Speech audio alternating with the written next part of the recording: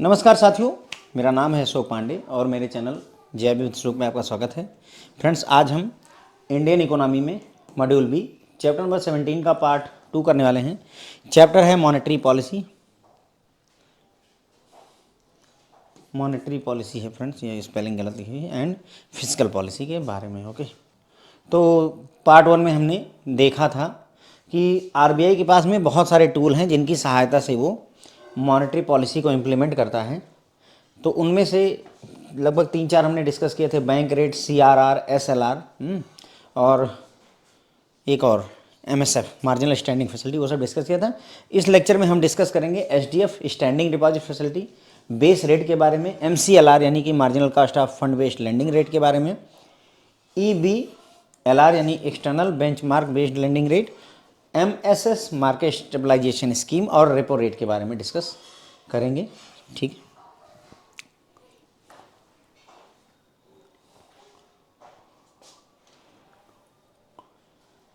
तो शुरू करेंगे फ्रेंड्स, एसडीएफ से शुरू करेंगे। Standing deposit facility. Standing deposit facility क्या होती है, समझेंगे, जानेंगे। तो देखिए क्या है, standing deposit facility is a mechanism that was introduced by RBI on April 8, 2022। 8 अप्रैल 2022 को पहली बार जो है एसडीएफ की फैसिलिटी आरबीआई लेकर आया आपके लिए, बैंकों के लिए। It is like a special account where commercial banks can temporarily deposit their extra money with the RBI. बस ये लाइन से आपको चीज़ें क्लियर हो जाएंगी। ठीक, तो अगर मान लो बैंक के पास ज़्यादा पैसा हो गया, एक्सेस पैसा हो गया, तो उस पर वो इंटरेस्ट कमा सकते हैं। कैसे? एसडीएफ की सहायता से, स्टैंडिंग डिपॉजिट फैसिलिटी की सहायता से। यही काम रिवर्स रेपो से भी होता है। ध्यान देंगे, अगर आप पहले जब आपने आईबीपीएस की तैयारी करी हो तो रिवर्स रेपो याद करिए। रिवर्स रेपो भी यही था कि जो एक्सेस मनी है उसको बैंक के पास में, आरबीआई के पास जमा कर दो। एक तरीके से आरबीआई का लोन दे दिया हमने, कहा ना। तो दोनों सेम ही है, थोड़ा सा फर्क है, हम डिस्कस करेंगे। रिवर्स रेपो में और स्टैंडिंग डिपॉजिट फैसिलिटी में डिफरेंस क्या है वो भी मैं बताऊंगा आपको। लेकिन फंडा यही है कि मान लो बैंक के पास में एक्स्ट्रा मनी है, 200 करोड़ रुपए एक्स्ट्रा है, बैंक ने उठा करके इसको जमा कर दिया एसडीएफ के तौर पर, स्टैंडिंग डिपॉजिट फैसिलिटी में जमा कर दिया। ओवरनाइट के लिए जमा होता है ये, बदले में इंटरेस्ट कमा लिया। बस सिंपल सा है स्टैंडिंग डिपॉजिट फैसिलिटी। ठीक है, एक है खासियत, RBI do not need to give any government security as collateral to bank which is required in reverse repo. देखो यहीं पर डिफरेंस भी क्लियर हो गया कि रिवर्स रेपो और एसडीएफ में डिफरेंस क्या है। रिवर्स रेपो और एसडीएफ में डिफरेंस की बेसिक बात करें तो भाई रिवर्स रेपो में कोलेट्रल के तौर पर सिक्योरिटी देनी पड़ती है, किसको? आरबीआई को। ठीक है, और स्टैंडिंग डिपॉजिट फैसिलिटी में कोई कोलेट्रल नहीं दिया जाता है, कोई कोलेट्रल नहीं दिया जाता है। ठीक है, तो बेसिकली हम रिवर्स रेपो में क्या कहते थे कि बैंक, आरबीआई क्या करता है, अपनी सिक्योरिटी को, गवर्नमेंट सिक्योरिटी को बेचता है, बदले में बैंक से पैसे ले लेता है। तो यहाँ एसडीएफ में कोई कोलेट्रल की जरूरत नहीं, यहाँ कोलेट्रल यानी गवर्नमेंट सिक्योरिटी आरबीआई बैंक को देता है, बदले में कैश लेता है। एक फर्क ये हो गया। ठीक है friends, the RBI page them an interest rate for using this facility which is called SDF rate. अब चूंकि आरबीआई जो है बैंक से पैसे ले रहा है तो बदले में उनको इंटरेस्ट देगा, उसी इंटरेस्ट को SDF, standing deposit facility rate के नाम से बुलाया जाता है। ठीक है, this SDF help the RBI manage the total amount of money circulating in the economy. Obviously अगर स्टैंडिंग डिपॉजिट फैसिलिटी का यूज किया जाएगा तो इकोनॉमी में जो पैसा है उसको कम या ज़्यादा किया जा सकता है, कम किया जा सकता है। अगर आरबीआई, बैंकों ने एक्सेस मनी आरबीआई के पास जमा कर दी तो मतलब जो है पैसा कम हो जाएगा, इकोनॉमी में पैसा कम हो जाएगा। ठीक है, तो एसडीएफ की सहायता से पैसे को कंट्रोल किया जाता है। It aims to prevent and control inflation. इसकी सहायता से हम महंगाई को रोकने और आगे बढ़ने से रोकने, कंट्रोल करने का कोशिश किया जाता है, करते हैं। जितने भी एलएएफ, लिक्विडिटी एडजस्टमेंट फैसिलिटी के पार्टिसिपेंट हैं वो सारे के सारे एलिजिबल होते हैं स्टैंडिंग डिपॉजिट फैसिलिटी स्कीम में पार्टिसिपेट करने के लिए। तो पार्टिसिपेंट कौन से हैं? जितने भी एलएएफ के पार्टिसिपेंट्स हैं, लिक्विडिटी एडजस्टमेंट फैसिलिटी के पार्टिसिपेंट हैं, वो सारे के सारे स्टैंडिंग डिपॉजिट फैसिलिटी के पार्टिसिपेंट होते हैं। Under SDF scheme all eligible entities can place deposit with RBI on an overnight basis. बस एक और डिफरेंस जो आपका रिवर्स रेपो और एसडीएफ में डिफरेंस है, रिवर्स रेपो काफ़ी लंबे समय के लिए भी हो सकता है, लेकिन SDF, standing deposit facility, generally overnight यानी 24 घंटे के लिए, एक दिन के लिए होता है। ठीक है, तो एसडीएफ में जो भी एक्सेस मनी है वो एक दिन के लिए जमा कर दिया जाता है आरबीआई के पास में। Okay, RBI retains the flexibility to absorb liquidity for longer tenor under the SDF with an appropriate pricing. लेकिन कहा तो इन्होंने कि सिर्फ ओवरनाइट होता है, लेकिन ऐसी कोई हार्ड एंड फास्ट नहीं है, ऐसा जरूरी नहीं है कि सिर्फ ओवरनाइट ही किया जाए। ओके, अगर आरबीआई चाहे, ठीक है, तो लिक्विडिटी को ऑब्जर्व करने के लिए लिक्विडिटी को ऑब्जर्व कर सकता है लॉन्गर टनर के लिए, सिर्फ ओवरनाइट के लिए ही नहीं करेगा, ज़्यादा समय के लिए भी कर सकता है, लेकिन उसके लिए उसे सही प्राइसिंग, सही इंटरेस्ट पे करना पड़ेगा। ठीक है, लेकिन जनरली अगर कहा जाए तो एसडीएफ फैसिलिटी ओवरनाइट बेसिस के लिए होती है जनरली, लेकिन यदि आरबीआई चाहे तो ज़्यादा समय के लिए भी बैंकों का पैसा अपने पास एक्सेस रख सकता है, कोई मनाही नहीं है। Okay, this is an additional tool for observing liquidity without any collateral. ध्यान देंगे, लिक्विडिटी को ऑब्जर्व करने की बात हो रही है केवल, यानी कि मार्केट में पैसा ज़्यादा हो गया उसको खत्म करना है, उसी के लिए एसडीएफ फैसिलिटी है। मार्केट में पैसा बढ़ाने के लिए इसे नहीं यूज कर सकते। पैसा बढ़ाने के लिए क्यों नहीं यूज कर सकते सर? क्योंकि पैसा बढ़ेगा कब? जब आरबीआई जो है बैंकों को पैसा दे। लेकिन एसडीएफ है किस लिए? तुम्हारे पास ज़्यादा है, हमें दे दो, तो पैसा कम करने का ही मेथड है एसडीएफ। ठीक है, इसीलिए ऑब्जर्विंग लिक्विडिटी को ऑब्जर्व करने के लिए ही इसे यूज कर सकता है, और कोलेट्रल की जरूरत नहीं होती। सबसे खास बात यह है, रिवर्स रेपो में कोलेट्रल की जरूरत होती है। अब एसडीएफ के तहत यानी कि स्टैंडिंग डिपॉजिट फैसिलिटी में मान लो एक बैंक ने 100 करोड़ रुपए आरबीआई के पास जमा कर दिया, तो ये 100 करोड़ रुपए क्या सीआरआर के कैलकुलेशन में ऐड किया सकता है? बैंक को मान लो 500 करोड़ रुपए का सीआरआर मेंटेन करना है, तो क्या ये 100 करोड़ रुपए हम मान लें कि इस 500 का पार्ट होगा प्लस 400 करोड़ और जुगाड़ कर लें? Is it possible? सवाल ये है। ठीक है, तो ध्यान रखिएगा कि इट इज नॉट एलिजिबल। जो भी डिपॉजिट एसडीएफ के तहत किए जाते हैं वो नॉट एलिजिबल होते हैं for maintenance of CRR under RBI act 1934। ये तो सीआरआर किस एक्ट में डिफाइंड है वो बात कह दी गई, तो ध्यान रखेंगे कि नहीं, ये 100 करोड़ रुपए जो एसडीएफ में स्टैंडिंग डिपॉजिट फैसिलिटी में आरबीआई के पास तुम 100 करोड़ जमा कर दियो, देखो है ना सीआरआर। ठीक है, तो 100 करोड़ जो आरबीआई के पास जो एसडीएफ में जमा किया वो सीआरआर का पार्ट नहीं हो सकता है, लेकिन एसएलआर का पार्ट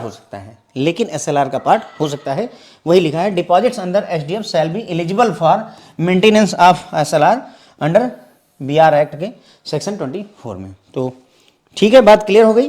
तो ये हुआ स्टैंडिंग डिपॉजिट फैसिलिटी में अगर किसी बैंक ने 200 करोड़ रुपए जमा कर दिए तो भाई ये सीआरआर में नहीं जोड़ा जा सकता, लेकिन एसएलआर में बैंक दिखा सकता है कि हाँ हमारे पास एसएलआर में 200 करोड़ रुपए हैं, यस, लेकिन सीआरआर में वो नहीं दिखा सकता, ऐसा गाइडलाइन है। तो ध्यान रख करके एग्जाम में जाएं इस बात को। फिर बात करनी है बेस रेट की। तो मेरे ख्याल से मैंने आपको क्लियर कर दिया है स्टैंडिंग डिपॉजिट फैसिलिटी। ठीक है, स्टैंडिंग डिपॉजिट फैसिलिटी क्या होती है? इसमें आरबीआई बैंक के पास जितना भी एक्स्ट्रा पैसा है वो सारा बैंक आरबीआई के पास डिपॉजिट कर दो, बदले में एक इंटरेस्ट ले लो, उसे ही एसडीएफ रेट कहते हैं। ठीक है, बैंक के पास जो भी 500 1000 करोड़ एक्स्ट्रा हुआ उसको ओवरनाइट के लिए आरबीआई के पास जमा करवा दिया और बदले में इंटरेस्ट कमा लिया, तो उसे ही सर स्टैंडिंग डिपॉजिट फैसिलिटी कहते हैं। 8 अप्रैल 2022 से आया हुआ है, एग्जैक्ट डेट पूछना मुश्किल है, फिर भी एक लगभग याद रखें कि हाँ ये 2022 से ये फैसिलिटी इंट्रोड्यूस की गई है। इसमें कोई कोलेट्रल नहीं देना पड़ता है। कौन देता है कोलेट्रल? क्योंकि बैंक पैसा दे रहा है तो कोलेट्रल भी बैंक ही नहीं देगा। भाई हम पैसा तुमको देंगे तो बदले में तुमसे बंधक लेंगे, तो बैंक आरबीआई को पैसे दे रहा है तो बदले में कोलेट्रल यानी बंधक के तौर पर आरबीआई से सिक्योरिटी मिलनी चाहिए बैंक को, लेकिन यहाँ कोलेट्रल की जरूरत नहीं होती है। यानी आरबीआई बोलता है कि तुम पैसा हमारे पास रख जाओ, हम कुछ बंधक देंगे नहीं, तुम्हें विश्वास हो तो रखो, काइंड ऑफ दैट। ओके, तो यहाँ पर जो है किसी भी तरीके की सिक्योरिटी के लिए कोलेट्रल की जरूरत नहीं होती है, लेकिन रिवर्स रेपो में ऐसा होता है। रिवर्स रेपो में हमें कोलेट्रल रखना पड़ता है, इसमें रखने की जरूरत नहीं होती है। ठीक है, उसके बाद में आरबीआई भाई इंटरेस्ट पे करेगा, जो भी एक्सेस मनी तुम वहाँ रखे हो, उद्देश्य ही यही है पैसे कमाने का, तो इंटरेस्ट आपको मिलता है। इससे जो है जो भी मनी इकोनॉमी में सर्कुलेट हो रही है उसको कंट्रोल करने में आरबीआई की मदद हो जाती है कि हाँ भाई जो भी पैसा मार्केट में है उसको कैसे कंट्रोल करना है। जितने भी लिक्विडिटी एडजस्टमेंट फैसिलिटी के पार्टिसिपेंट होते हैं वो सारे के सारे एसडीएफ के लिए भी एलिजिबल होते हैं। एसडीएफ स्कीम के तहत जो पैसा डिपॉजिट किया जाता है आरबीआई के पास वो ओवरनाइट बेसिस पर किया जाता है, लेकिन यदि आवश्यकता हो तो फ्लेक्सिबिलिटी होती है, ज़्यादा लॉन्ग टर्म के लिए भी ये पैसा डिपॉजिट किया सकता है आरबीआई के साथ में। ठीक है, तो ये एक टूल है जिसकी सहायता से लिक्विडिटी को ऑब्जर्व किया सकता है बिना कोलेट्रल के आरबीआई लिक्विडिटी को ऑब्जर्व कर सकती है। एसडीएफ के तहत जो डिपॉजिट किया जाता है आरबीआई के साथ में, वो सीआरआर के लिए एलिजिबल नहीं है, लेकिन एसएलआर के लिए एलिजिबल होता है। सीआरआर आपका मैंने बताया था, सीआरआर आपका आरबीआई के पास जमा होता है तो आरबीआई एक्ट 1934 के सेक्शन 42 में डिफाइंड है, और एसएलआर आपका बैंक खुद रखता है तो वो बैंकिंग रेगुलेशन एक्ट 1949 के सेक्शन 24 में डिफाइंड है। ठीक है, तो ये बात हम सीआरआर एसएलआर की कर चुके हैं। नेक्स्ट टॉपिक लेते हैं, बेस रेट की बात करेंगे। ठीक है, तो base rate is the minimum rate for all loans. Simple, base rate वह रेट है जिससे कम में हम कोई भी लोन दे नहीं सकते। मतलब आरबीआई ने कहा कि भाई मिनिमम 6.5% बेस रेट है, मान लो बेस रेट 6.5% है, तो यानी कि भारत देश का कोई भी बैंक इससे कम में लोन नहीं दे सकता है, कुछ एक्सेप्शन को छोड़ करके जनरली नहीं दे सकता है। जैसे अब केसीसी वगैरह में इससे कम चला जाता है, बट जनरली अगर हम देखें ओवरऑल तो इससे कम में लोन नहीं दे सकता, तो उसे ही बेस रेट, यानी बेस एकदम बेस क्या है, घर में नींव रखी जाती है, बेस होता है, तो बेस रेट क्या है। ठीक है, तो मिनिमम रेट क्या है जिससे नीचे लोन नहीं दे सकता, उसे ही सर बेस रेट कहा जाता है। ठीक है, RBI has introduce base rate system with effect from 1 जुलाई 2010। बेस रेट का सिस्टम 1 जुलाई 2010 को आता है, और उससे पहले बेंचमार्क प्राइम लेंडिंग रेट हुआ करता था। Benchmark prime lending rate concept हुआ करता था, उसी की जगह पर बेस रेट का कॉन्सेप्ट लेकर के आरबीआई आया है 1 जुलाई 2010 को। All categories of loan are required to be priced only with reference to the base rate. जब ये गाइडलाइन आई तो उन्होंने कहा कि जितने भी जो है लोन दिए जाएंगे उनको आपको बेस रेट पर के रेफरेंस पर ही रखना है, कि बेस रेट प्लस, है ना, उन्होंने बोला कि बेस रेट प्लस 0.5% रखो, तुम्हारी मर्जी है, बेस रेट प्लस 0. कुछ भी रख लो, लेकिन भाई बेस रेट प्लस रखो। ठीक है, रेफरेंस इन्हीं को में लेना है। ठीक है, मिनिमम रेट जो किसी भी लोन पर चार्ज किया सकता है उसे बेस रेट कहते हैं। Banks are not allowed to provide any loan below the base rate. Clear हो जाती बात कि बैंकों को कोई भी लोन बेस रेट से नीचे देना अलाउ नहीं है। ठीक है, तो बात क्या हुई हमारी, बीपीएलआर बेंचमार्क प्राइम लेंडिंग रेट था, फिर उसको रिप्लेस करके बेस रेट आया, और बाद में इसको रिप्लेस किया एमसीएलआर ने, marginal cost of fund based lending rate. बाद में एमसीएलआर ने इसको रिप्लेस किया, वही बात लिखी है। Base rate was minimum interest rate for loans enforced by the reserve bank of India before the emergence of MCLR. MCLR से आने से पहले, एमसीएलआर रेट आने से पहले बेस रेट ही वो रेट था जो इन्फोर्स किया गया था आरबीआई के द्वारा कि हाँ सभी के ऊपर लागू करना है। ठीक है, तो बेस रेट मेरे ख्याल से आपको क्लियर हो गया होगा। तो बेस रेट मैंने बताया वो मिनिमम रेट जिससे कम में, बेस रेट वो रेट होता है जिससे बिलो कोई भी लोन बैंक द्वारा नहीं दिया जा सकता है। Base rate is the minimum rate for all loan. सभी लोन के लिए बेस रेट मिनिमम रेट होता है। जितने भी कैटेगरी के लोन होते हैं उनको प्राइस किया जाना चाहिए बेस रेट के आधार पर। बेस रेट को रेफरेंस बना करके ही उनको लोन दिया जाना चाहिए। ये आया था 1 जुलाई 2010 को। उसके पहले क्या होता था, बेंचमार्क प्राइम लेंडिंग रेट का कॉन्सेप्ट होता था, इसकी जगह पर बेस रेट आया, और बेस रेट को फिर बाद में एमसीएलआर ने रिप्लेस कर दिया। अभी एमसीएलआर भी हम इसके बाद डिस्कस कर लेंगे। ठीक है, अब आ जाता है सर हमारा एमसीएलआर। ठीक, एमसीएलआर पर डिस्कस करेंगे। एमसीएलआर का full form marginal cost of fund based lending rate, कई बार फुल फॉर्म भी पूछ लेते हैं। Marginal cost of fund based lending rate यानी MCLR introduced by RBI has modified the existing base rate system from April 2016 onward which will be internal benchmark lending rate. तो मतलब ये बेस रेट जो चलता था, बेस रेट वाला system existing system था, उसी को रिप्लेस करके उसकी जगह पर एमसीएलआर का सिस्टम लाया गया था अप्रैल 2016 में आरबीआई के द्वारा। और ये कहा गया जितने भी इंटरनल लेंडिंग होंगी उनके लिए ये बेंचमार्क का अब आगे से ये काम करेगा।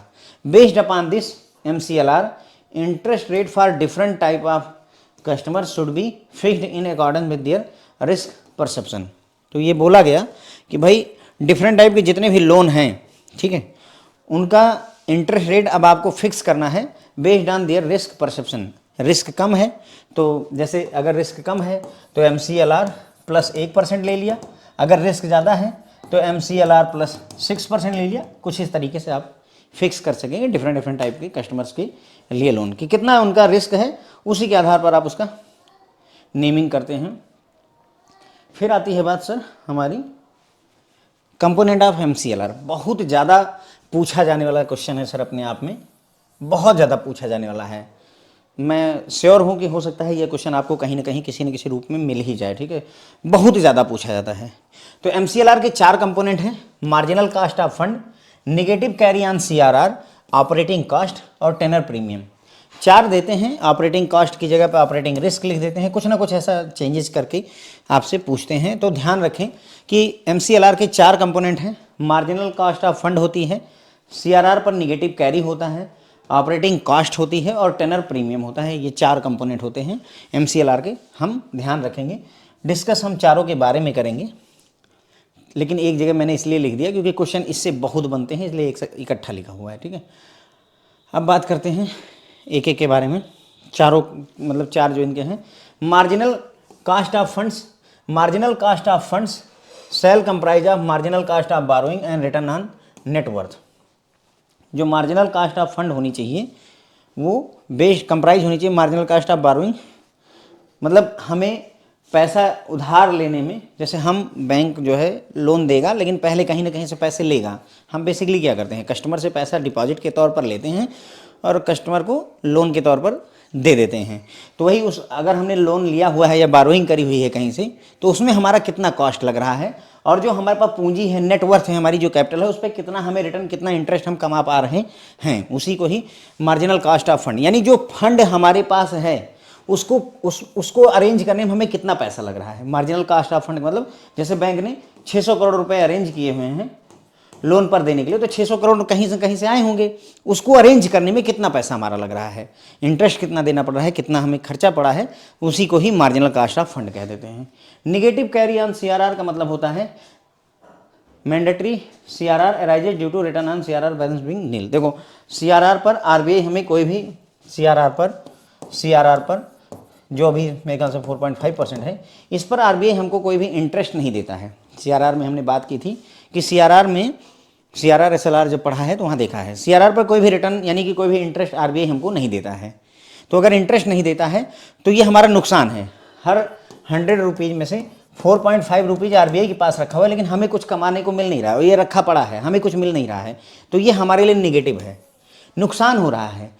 तो ये 4.5 रुपये भी हमारे ऊपर बोझा ही है एक तरीके से, बराबर बात है तो मेरे पास पैसे, लेकिन हम कस्टमर को दे नहीं सकते तो कमा नहीं सकते, तो एक तरीके से निगेटिव हो गया हमारे लिए। निगेटिव कैरी करते हुए चलें कि भाई CRR की वजह से हमारे ऊपर एक तरीके का निगेटिव बर्डन पड़ रहा है, तो वही है negative carry on CRR। Operating cost, all operating cost associated with the providing loan product including cost of raising funds are included. तो ऑपरेटिंग कॉस्ट, लोन देना है तो उसके लिए जितना भी खर्चा लगेगा, ऑपरेटिंग कॉस्ट मतलब जैसे आपकी ब्रांच चल रही है उसको ऑपरेट करने में कितना खर्चा लगता है, वो सारी चीज़ें जोड़ी जाती हैं। कितना आपको बैंक का जो है लीज मतलब रेंट देना है ब्रांच का, कितना आपको बिजली का बिल देना है, कितना आपको इंटरनेट का बिल देना है, कंप्यूटर का बिल देना है, एम्प्लॉय के खर्चे देने हैं, ये सारी चीज़ें जो है डॉक्यूमेंटेशन, लोन है ना, आपके फाइल्स, कंप्यूटर, डेस्क, जो कुछ भी हो वो सारा का सारा इसमें ऑपरेटिंग कॉस्ट में शामिल कर लिया जाता है, तो उसको भी जोड़ते हैं। Tenor premium, it arises from loan commitments with longer tenor. Tenor premium is uniform for all types of loan for given residual tenor. Tenor premium, tenor मतलब होता है ड्यूरेशन, उस ड्यूरेशन पर्टिकुलर ड्यूरेशन का एक जो है प्रीमियम हमें पे करना पड़ता है। मतलब कहने का कि अगर ज़्यादा समय लगेगा तो ज़्यादा जो है महंगा होगा, कुछ इस तरीके का, ठीक है। तो अगर loan commitment with the longer tenor, अगर कोई लोन कमिटमेंट हमने करी हुई है जो लंबे समय के लिए हमने लिया हुआ है, जैसे हम किसी से 20 साल के लिए लोन ले लें, 50 साल के लिए लोन ले लें, तो ऑब्वियसली वो 50 साल तक तुम जिंदा रहोगे कि नहीं रहोगे, इसकी एवज में तुमसे ज़्यादा जो है इंटरेस्ट चार्ज करेगा। तो वही है टेनर प्रीमियम, लॉन्ग ड्यूरेशन की वजह से हमारे ऊपर एक तरीके का प्रीमियम लग जाता है, तो उसे टेनर प्रीमियम कहते हैं, ठीक है। फिर MCLR जो है पब्लिश किया जाता है।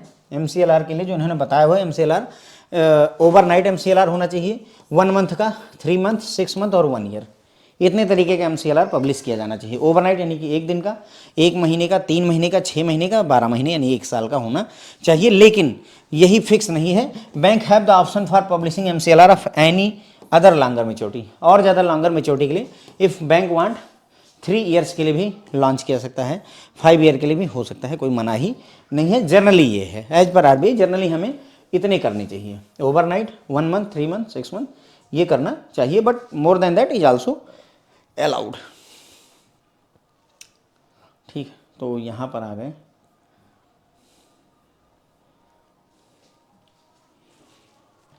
तो हमने देखा MCLR जो था उसने बेस रेट सिस्टम को हटाया और अप्रैल 2016 से MCLR आ गया, उसकी जगह पर RBI के द्वारा MCLR ले आया गया।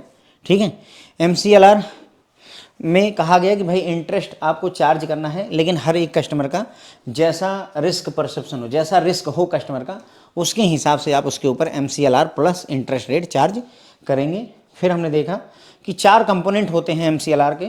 मार्जिनल कॉस्ट ऑफ फंड, यानी कि फंड को अरेंज करने में कितना कॉस्ट लगी, कितना खर्चा लगा है। निगेटिव कैरी ऑन CRR, यानी हमने CRR RBI के पास जमा कर दिया, उसमें हमें कोई रिटर्न नहीं मिल रहा है, तो एक तरीके का हमारे ऊपर बर्डन हो गया, निगेटिव हो गया ये, तो negative carry on CRR। Operating cost, operating cost loan देने के लिए, बैंक को चलाने के लिए जो भी खर्चा लग रहा है ऑपरेटिंग कॉस्ट में। टेनर प्रीमियम, अगर लॉन्ग समय के लिए हम कहीं से बारोइंग कर रहे हैं, लोन ले रहे हैं, तो उस केस में हमें एक्स्ट्रा पैसा पे करना पड़ता है, एक्स्ट्रा इंटरेस्ट पे करना, दैट इज टेनर प्रीमियम। फिर हमने देखा MCLR जो है बैंक द्वारा पब्लिश किया जाना चाहिए overnight, 1 month, 3 month, 6 month, 1 year के लिए। ठीक है, लेकिन यदि बैंक चाहे तो और लॉन्गर मेच्योरिटी के लिए भी इसे रिलीज किया जा सकता है, कोई मनाही नहीं है। ठीक, फिर बात यहाँ से भी MCLR से भी नहीं बनी, तो EBLR का कॉन्सेप्ट लेकर के आए, external benchmark based landing rate. External benchmark based landing rate, इसके लिए एक जो है इंटरनल स्टडी ग्रुप बनाया गया, जिसको हेड किया था डॉक्टर जनक राज ने। रेड में है, थोड़ा ध्यान रखेंगे। इंटरनल स्टडी ग्रुप जिसके हेड थे doctor Janak Raj, was found by RBI to examine the various aspects of MCLR। MCLR के जो डिफरेंट एस्पेक्ट हैं उनको एग्जामिन करने के लिए डॉक्टर जनक राज की अध्यक्षता में एक टीम बनाई गई। ठीक है, तो उन्होंने क्या नोटिस किया, it was notice that the internal benchmark such as base rate या MCLR have not delivered effective transmission of monetary policy. तो उन्होंने पाया कि मतलब भले ही हम बेस रेट का कॉन्सेप्ट लाए, MCLR का कॉन्सेप्ट लाए, लेकिन मॉनेटरी पॉलिसी जैसा चाहती है प्रभाव, वैसा प्रभाव ये डिलीवर नहीं कर पाते हैं मार्केट में। ठीक है, तो इसीलिए RBI ने कहा कि 1 अक्टूबर 2019, from October 1 2019, RBI recommended banks to use one of the following rates. नीचे कुछ रेट्स दिए गए हैं फ्रेंड्स। उन्होंने कहा कि इनमें ये देखो, ये 4 रेट हैं यहाँ, 1 2 3 4, इन 4 में से कोई एक रेट यूज करने के लिए कहा उन्होंने। फ्रॉम 1 अक्टूबर 2019 RBI ने रिकमेंड किया कि बैंक यूज करें one of the following rates for all floating rate personal or retail loans and floating rate loans to micro and small enterprises. क्या है मैं समझाता हूँ, थोड़ा डिसाइफर करेंगे तो समझ में आएगा। जितने भी फ्लोटिंग रेट लोन है, पहला सवाल कि फ्लोटिंग रेट क्या होता है। ठीक है, तो लोन 2 तरीके के होते हैं, फिक्स रेट और दूसरा फ्लोटिंग रेट। सर ठीक है, फिक्स रेट का मतलब रेट फिक्स है, कुछ बदलेगा नहीं। से 5% रेट ऑफ इंटरेस्ट है तो जब तक लोन चलेगा 5% रहेगा। फ्लोटिंग रेट इंटरेस्ट लोन होता है कि भाई अभी MCLR प्लस 2% फिक्स किया गया। ठीक है, MCLR प्लस 2%। अब अगर MCLR 5 है तो 5 + 2 7% हो गया। अगर MCLR बढ़ करके 8 हो गया तो 8 + 2 यानी 10% हो गया। यानी कि रेट ऑफ इंटरेस्ट फिक्स नहीं है, MCLR बदलता जाएगा और रेट बदलता जाएगा, that's why it is called floating rate loan. ठीक है, तो फिक्स रेट लोन जैसे हम बैंकों में अगर देखें तो 6 या 6.5% का फिक्स रेट लोन लगाया जाता है। फिक्स रेट हाउसिंग लोन, जो भी हम हाउसिंग लोन लेते हैं 6.5% का फिक्स रेट हमारे ऊपर लगाया जाता है। तो जब तक आप जो है 25 साल तक लोन नहीं भरेंगे तब तक 6.5% ही रहेगा, उसमें कोई बदलाव नहीं होता है।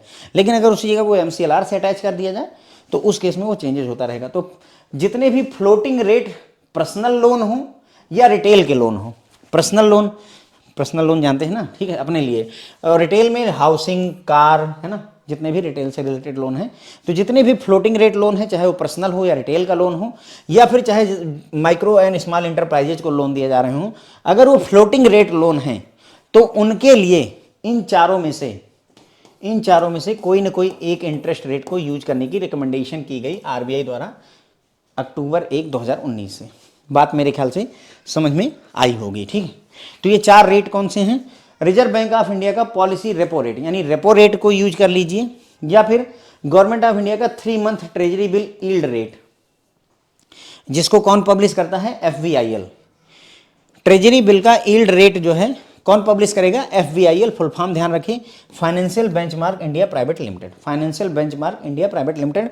FVIL बना ही इसीलिए है ताकि बेंचमार्क रेट दे सके, ये बनाया गया, संस्था इसीलिए बनाई गई ताकि बेंचमार्क रेट दे सके। बेंचमार्क रेट क्या, जैसे बेस रेट बेंचमार्क रेट था, है ना, उसके बाद में आपका MCLR है, ये भी बेंचमार्क रेट है। अब EBLR है, EBLR ये भी बेंचमार्क रेट है। ओके, तो रेपो रेट यूज किया सकता है जो RBI द्वारा अनाउंस किया जाता है, या फिर गवर्नमेंट ऑफ इंडिया के 3 महीने की जो ट्रेजरी बिल है उसका यील्ड जो है उसको बेंचमार्क रेट के तौर पर यूज कर सकता है, या वही 6 महीने वाला कर लिया जाए।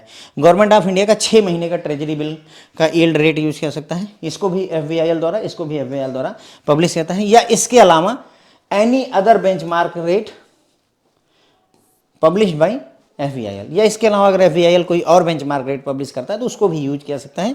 तो फिलहाल ये 4 तरीके के इंटरेस्ट रेट यूज करने की रिकमेंडेशन की गई RBI द्वारा।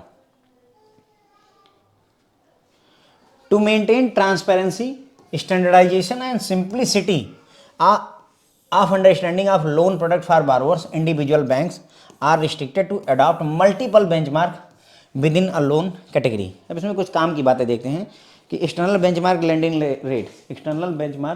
रेट, आप EBLR यूज करिए, कोई एतराज़ नहीं है, लेकिन कुछ रिस्ट्रिक्शंस लगाएंगे। पहला रिस्ट्रिक्शन ये हुआ कि अगर एक ही कैटेगरी का लोन है, जैसे हाउसिंग लोन है मान लेते हैं, या कार लोन है, तो अगर आप कार लोन दे रहे हैं तो वहाँ पर मल्टीपल बेंचमार्क मत अडॉप्ट करिए।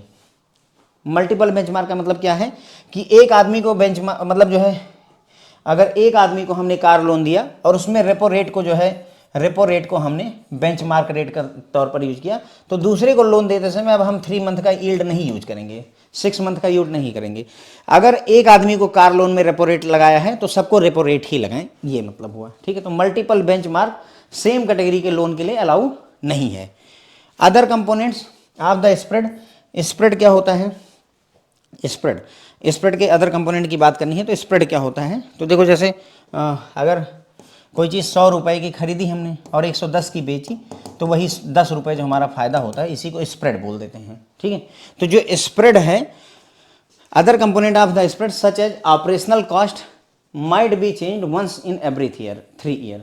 तो अगर स्प्रेड के जो अदर मतलब जैसे स्प्रेड का कंपोनेंट है कौन, ऑपरेशनल कॉस्ट, तो ऑपरेशनल कॉस्ट को अगर चेंज करना चाहते हो तो हर 3 साल में एक बार, change in once in every 3 year, every 3 year में वंस ये चेंज हो सकती है। ठीक है, तो स्प्रेड जो होता है, अदर कंपोनेंट ऑफ स्प्रेड जो है, ऑपरेशनल कॉस्ट जो होती है उसको 3 साल में एक बार चेंज किया सकता है। ध्यान रखें, क्या एक्सटर्नल बेंचमार्क लेंडिंग रेट में ऑपरेशनल कॉस्ट्स को 3 साल में एक बार चेंज किया सकता है। The reset clause required for interest rate under external benchmark to be reset at least once in 3 month, यानी कि इंटरेस्ट रेट को हर 3 महीने में एक बार रीसेट किया जा सकता है, एटलीस्ट वंस इन 3 मंथ इसे रीसेट किया जा सकता है। एक्सटर्नल बेंचमार्क लेंडिंग रेट को हर 3 महीने में, एवरी 3 मंथ में, एटलीस्ट 3 मंथ में एक बार चेंज किया जा सकता है। इसकी गाइडलाइन हमारे पास मौजूद है। हर 3 महीने बाद यदि इंटरेस्ट रेट बदल जाए तो कोई मना नहीं कर सकता कि सर क्यों बदल रहे हैं इतनी जल्दी से, नहीं, गाइडलाइन ही है कि हर 3 महीने में एक बार इसे हम चेंज कर सकते हैं। ठीक है, अब आगे बात करनी है MSS की, तो मैं फिर से एक बार बताता हूँ आपको एक्सटर्नल बेंचमार्क लेंडिंग रेट। तो एक्सटर्नल बेंचमार्क लेंडिंग रेट में हमने बताया कि भाई जो MCLR में जो खामियां थी उसको देखने के लिए डॉक्टर जनक राज की अध्यक्षता में एक कमेटी बनाएगी। ध्यान रखेंगे जनक राज जी का नाम। उसके बाद में उन्होंने बताया कि भाई भले ही बेस रेट और MCLR रेट का कॉन्सेप्ट जरूर है हमारे पास, लेकिन वो इफेक्टिव नहीं है। तो उसके लिए RBI ने इनकी रिकमेंडेशन को मानते हुए RBI ने कहा कि 1 अक्टूबर 2019 के बाद जितने भी फ्लोटिंग रेट लोन होंगे, फ्लोटिंग रेट जिनका रेट ऑफ इंटरेस्ट बदलता रहता है, चाहे वो पर्सनल लोन दिया जाए, चाहे रिटेल से related housing loan, vehicle loan, education loan दिया जाए, इन सभी केसेस में, या फिर MSME को अगर लोन दिया जाता है, माइक्रो एंड स्मॉल एंटरप्राइजेज को अगर लोन दिया जाता है फ्लोटिंग वाला, तो उसके लिए इन 4 में से कोई एक इंटरेस्ट रेट को लागू करना होगा, यूज करना होगा। रेपो रेट यूज कर सकते हैं, 3 महीने का ट्रेजरी बिल का यील्ड रेट यूज कर सकते हैं, 6 महीने का ट्रेजरी का बिल का यील्ड रेट यूज कर सकते हैं, या इसके अलावा और कोई बेंचमार्क रेट अगर सेट किया जाए FVIL द्वारा। FVIL का फुल फॉर्म याद रखें, financial benchmark India private limited. इसका FVIL को बनाया ही बेंचमार्क रेट के लिए गया हुआ है। ठीक है, फिर आगे बताया इन्होंने कि मतलब चीज़ें एक जैसी रहें, उसके लिए इन्होंने कहा कि अगर सेम कैटेगरी का लोन है तो उसमें मल्टीपल बेंचमार्क रेट मत यूज करिए, RBI ने मना किया। उसके बाद में स्प्रेड का कंपोनेंट है ऑपरेशनल कॉस्ट। ऑपरेशनल कॉस्ट को हर 3 साल बाद चेंज किया सकता है, एवरी ईयर में इसको चेंज किया सकता है।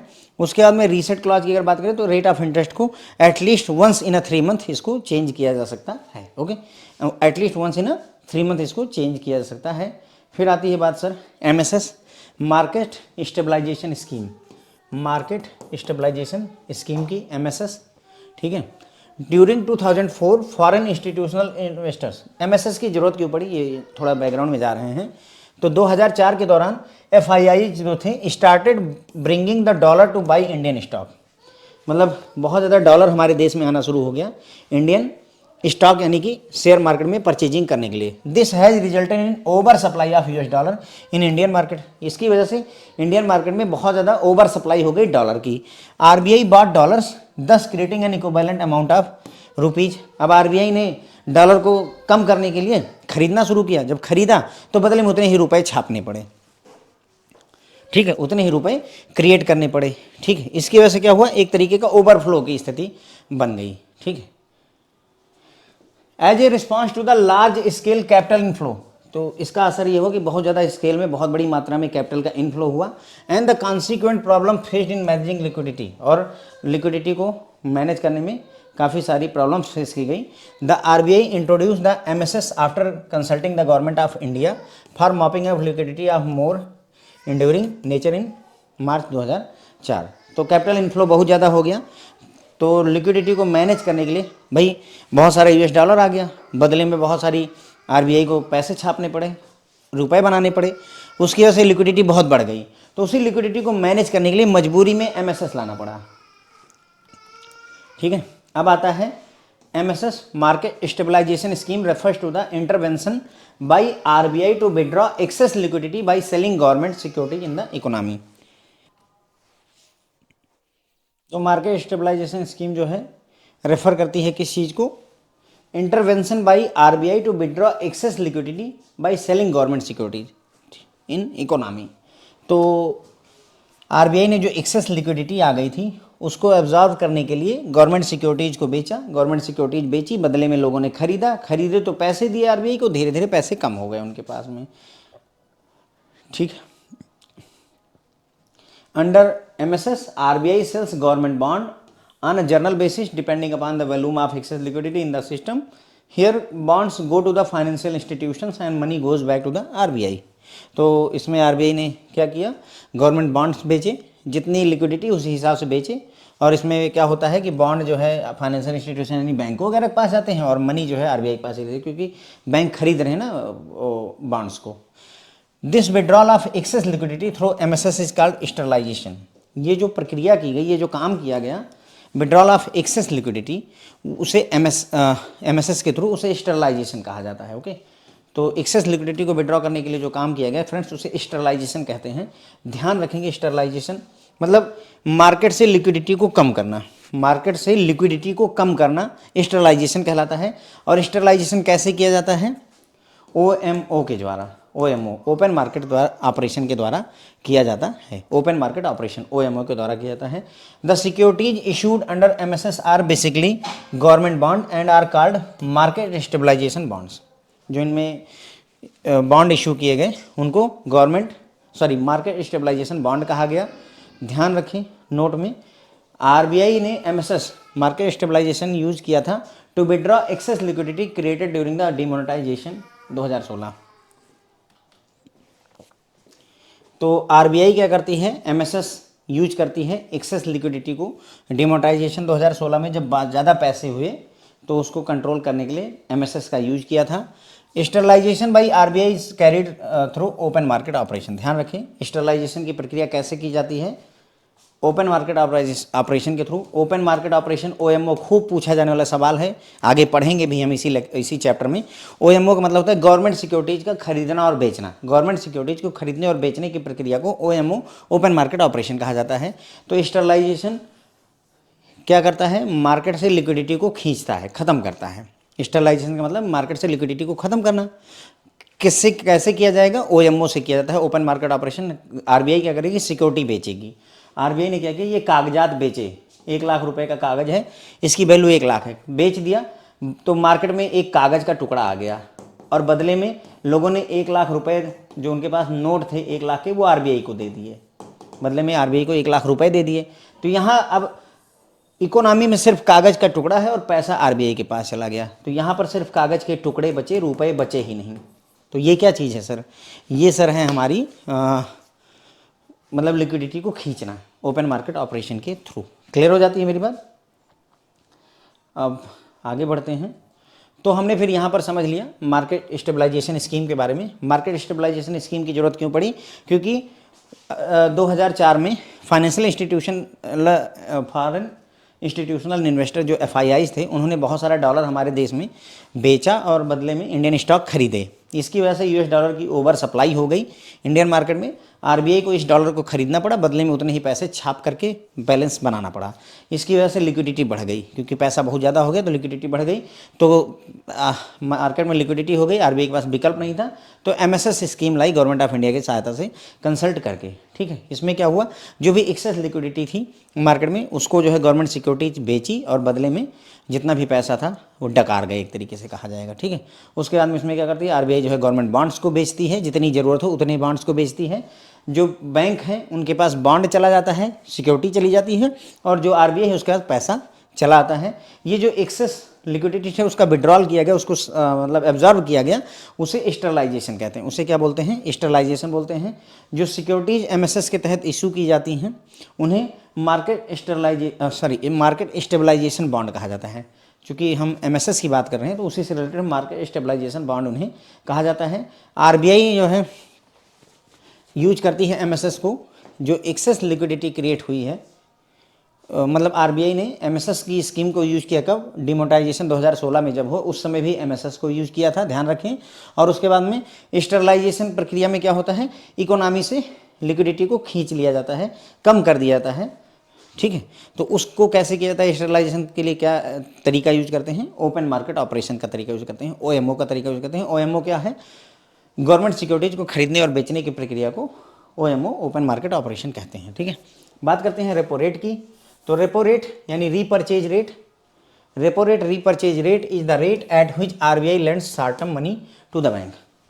रेपो रेट वह रेट है जिस रेट पर RBI short term money bank को लेंड करती है। ठीक है, तो अभी रेपो मतलब ऐसे समझो, बैंक को पैसे चाहिए, आरबीआई के पास पैसे हैं, बैंक को पैसे चाहिए। ठीक है, ढेर सारे नोट चाहिए, तो बैंक क्या करता है, कागज़ का टुकड़ा, वही सिक्योरिटी, कागज़ का टुकड़ा आरबीआई को देगा। यानी आरबीआई क्या करेगा, सिक्योरिटी खरीदेगा, बदले में कैश दे देगा। तो ये रेपो है। और रिवर्स रेपो जस्ट उल्टा होता है। जो एक्सेस, देखो यहाँ पर बैंक के पास पैसे की कमी है, और रिवर्स रेपो में क्या होता है, बैंक के पास पैसा एक्सेस होता है। स्टैंडिंग डिपॉजिट फैसिलिटी में पढ़ा था, एक्सेस पैसा ले जा करके बैंक के पास, आरबीआई के पास जमा कर देते हैं, तो वो रिवर्स रेपो कहलाता है। ठीक है, तो मेरे ख्याल से रेपो आपको समझ में आया होगा। बैंक क्या करते हैं, अपनी सिक्योरिटीज, गवर्नमेंट सिक्योरिटीज जो उनके पास, उसको बेच देते हैं आरबीआई को, और आरबीआई बदले में रुपए दे देता है। और आरबीआई इस बात का वादा भी करता है कि जो सिक्योरिटी जो है, मतलब बैंक इस बात का वादा करेगा कि जो सिक्योरिटी हमने आपको बेची है उसको हम रीपर्चेज करेंगे, उसको हम दोबारा से खरीदेंगे। अभी तो बैंक ने सिक्योरिटी बेच दी, लेकिन आरबीआई के साथ उसने वादा किया कि जो साहब आज सिक्योरिटी बेच रहा हूँ आपको, वो मैं रीपर्चेज करूँगा, वापस खरीदूंगा। इसीलिए इसे रेपो रेट रीपर्चेज रेट कहा जाता है। बात समझ में आई? रीपर्चेज क्या हो रहा है? ओके, जो सिक्योरिटी बैंक ने बेची उसको वो वापस खरीदेगा, इस बात का वादा है। तो repo rate is the rate at which RBI lends short term money to the bank. बैंकों को पैसे चाहिए तो शॉर्ट टर्म मनी आरबीआई दे देता है, रेपो रेट पर दे देता है। कैसे देते हैं, सिक्योरिटी वाला कॉन्सेप्ट आपको समझा दिया मैंने। Banks obtain loan from reserve bank of India by selling qualifying security, this is called repo transaction. मैंने बताया ना आपको कि बैंक क्या करते हैं, आरबीआई को गवर्नमेंट सिक्योरिटीज बेच देते हैं, तो इसे रेपो ट्रांजेक्शन कहा जाता है। When the repo rate increases, burrowing from RBI become more expensive. जब रेपो रेट बढ़ता है तो आरबीआई से जो है बारोइंग और महंगी हो जाती है। जब रेपो रेट इंक्रीज होगा तो आरबीआई से बारोइंग महंगी हो जाएगी, सीधी सी बात है। अभी रेपो रेट मान लो 6.5% है तो बैंकों को 6.5% पे करना पड़ेगा। अगर ये 10% हो जाए तो बैंकों को 10% पे करना पड़ेगा, तो महंगा हो जाएगा, एक्सपेंसिव है ना। Bank lending rate are determined by the movement of repo rate. बैंकों के जो लेंडिंग रेट हैं वो रेपो रेट के मूवमेंट से भी डिसाइड होते हैं। ध्यान करिए, अभी हमने एक्सटर्नल बेंचमार्क लेंडिंग रेट में रेपो रेट की बात की थी, रेपो रेट की बात की थी कि रेपो रेट को यूज किया सकता है। तो रेपो रेट अगर घटेगा बढ़ेगा उस हिसाब से बैंकों के लोन देने का रेट भी घटता बढ़ता है। Okay, as repo rate is policy instrument of RBI, it changes from time to time based on RBI objective. तो ये भाई पॉलिसी इंस्ट्रूमेंट है आरबीआई का, तो समय समय पर ये बदलता रहता है जैसा आरबीआई का उद्देश्य हो। मतलब अगर महंगा करना है कि सस्ता करना वो डिसाइड कर सकते हैं। Repo transaction regularly take place between central bank यानी RBI, banks, primary dealer, between each other and others. मतलब आरबीआई बैंक और प्राइमरी डीलर के बीच में आपस में रेपो ट्रांजेक्शंस होती रहती हैं, कोई दिक्कत नहीं है। Broadly they are classified with regard to maturity of underlying securities, pricing, term of repo. इनको अगर क्लासीफाई किया जाए रेपो रेट को, तो वो बेस्ड ऑन मेच्योरिटी, जो अंडरलाइंग सिक्योरिटी आपने डिपॉजिट सिक्योरिटी जमा की है, बेची है आप बैंकों ने, उसकी मेच्योरिटी कितनी है, प्राइसिंग क्या रहेगी, कितने समय के लिए रेपो लिया गया, यानी कितने समय के लिए उधारी ली गई है, उस पर आधारित होता है। तो इसमें they are buy sell back repo, hold in custody repo, classic repo, bond borrowing and lending and tripartite repos. इतने तरीके के होते हैं।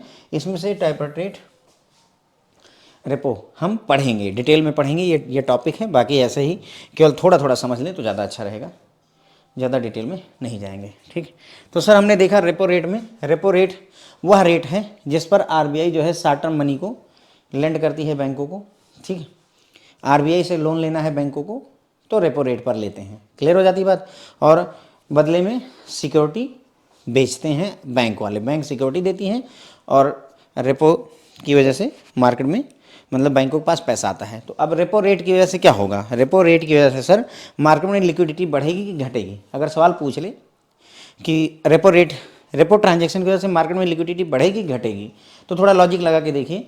रेपो रेट में क्या होता है, बैंक सिक्योरिटी देते हैं, बदले में आरबीआई कैश देता है। हम आरबीआई से उधार ले रहे हैं, अगर आरबीआई से उधार लेंगे तो बदले में हमारे पास पैसा ज़्यादा होगा, हमारे पास पैसा होगा, हम खूब बांटेंगे, मार्केट में लिक्विडिटी बढ़ेगी, क्लियर हो जाती बात। तो अब ये सब बातें मतलब थोड़ा सा अब आप लॉजिक लड़ा करके इसको निकाल सकते हैं। ओके, उसके बाद में बैंक जो है रिजर्व बैंक ऑफ इंडिया से लोन लेते हैं और इसके लिए वो सिक्योरिटीज बेचते हैं, इसके लिए वो सिक्योरिटीज को बेचते हैं और इन सिक्योरिटीज को रेपो ट्रांजैक्शन कहा जाता है। ठीक है, जब रेपो रेट इंक्रीज करता है तो आरबीआई से बारोइंग जो है ज़्यादा मतलब महंगी हो जाती है। अगर रेपो रेट बढ़ेगा तो उधार लेना महंगा हो जाएगा, उधार लेना महंगा हो जाएगा। उसके बाद में रेपो रेट के मूवमेंट से बैंकों के जो लोन देने का रेट है वो डिसाइड होता है। ये एक पॉलिसी इंस्ट्रूमेंट है, इसलिए आरबीआई टाइम टाइम पर इसको बदलती रहती है रेपो रेट को। रेपो ट्रांजैक्शन बैंकों, आरबीआई और प्राइमरी डीलर के बीच में होती रहती हैं। ब्रॉडली जो है इनको क्लासीफाई किया जा सकता है कि मेच्योरिटी कितनी है इस सिक्योरिटी की, प्राइसिंग क्या है, टर्म ऑफ रेपो वगैरह क्या है। इसमें buy sell back repo, hold in custody repo, classic repo, bond borrowing and lending repo और ट्राइपर्टेट रेपोज होते हैं। ज़्यादा हम डिटेल में यहाँ नहीं जा रहे हैं फ्रेंड्स, क्योंकि ज़्यादा जाएंगे ऑलरेडी 18 चीज़ें पढ़नी है, 18 लगभग, अभी तक हम 10 कवर कर पाएंगे, 8 और पढ़नी है, तो मैं और ज़्यादा डिटेल में यहाँ नहीं जा रहा हूँ, but this is in syllabus, तो इस पर हम जो है डिटेल में चर्चा करेंगे। तो आई बिलीव फ्रेंड्स आपको समझ में आया होगा। देखिए मैंने आपको बताया है कि ये कंटेंट लेक्चर है, content in the sense of कि हम डिटेल में चर्चा करते हैं, यहाँ मैं आपसे समय मांगता हूँ। ये लेक्चर की सीरीज समय लेती है। अगर आपके पास समय नहीं है और आप बस हल्का हल्का पढ़ना चाहते हैं तो उसके लिए 60 नोट्स आते हैं हर एक चैप्टर के लास्ट में, वो बहुत छोटे होते हैं, केवल काम की बात की जाती है, तो उनको रेफर कर सकते हैं। Thank you so much friends.